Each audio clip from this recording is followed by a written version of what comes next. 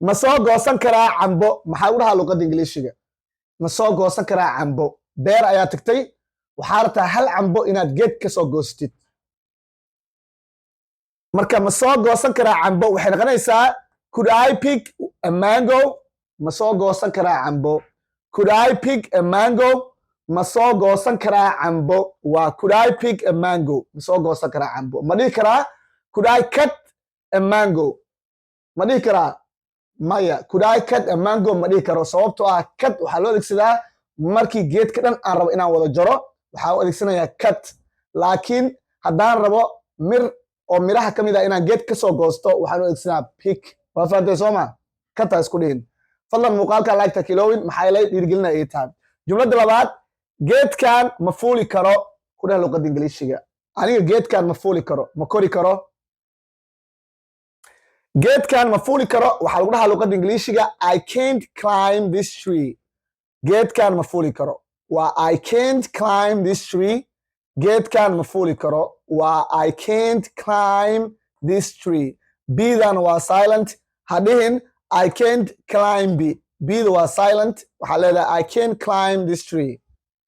okay jumlad saddexaad miro ayuu dhalay geedkan ku dheh luqadda ingiliishiga geedkan miro ayuu dhalay waxaa aragtay geed miro badan dhalay waxaa aragtay inaa ku dhahid marka geedkan miro badan ayuu dhalay born ma dhehe okay geedkan miro badan ayuu dhalay waxaan leenahay ama geedkan miro ayuu dhalay waxaan leenahay this tree bore fruit geedkan miro ayuu dhalay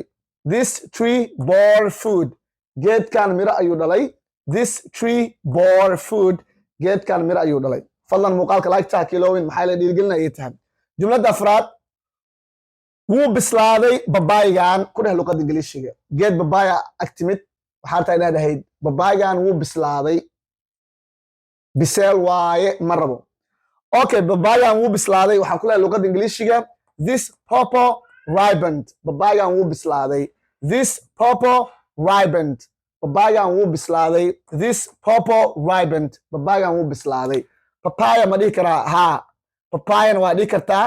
popon waa dhihi kartaa laba eray ayuu leeyahay babaayga okay ma abuurtay beerta ku dheh luqadda ingiliishiga ma abuurtay beerta ma abuurtay beerta waxaa ku dhahaa luqadda ingiliishiga did you sow the farm ma abuurtay beerta waa did you sow the farm ma abuurtay beerta waxaan filayaa muuqaalka inaad ka hesheen fadlan like-ta caliyada ah yaa lela dhaafin maxaa yeelay dhiirigelin ayay tahay qof soomaalida oo dhiirigelinayo oo wax baraayo oo weliba lacag la-aan wax ku baraayo waxaa muhiima marka asna in la taageero hadda lacag igu taageera idin dhahoy ani waxaa idin leeyahay bis like-ta iyo share-ta yaa laga iloobin jumladan macallimiinta ayaa loogu talagalay macallinkaaga u sheegay inuu kasoo jawaabaa la rabaa waxaa laga rabaa inuu dhaho nalka wuu isdadaminayaa nalka wuu isdaminayaa tusaale ahaan nalka inuu damo uu daarmo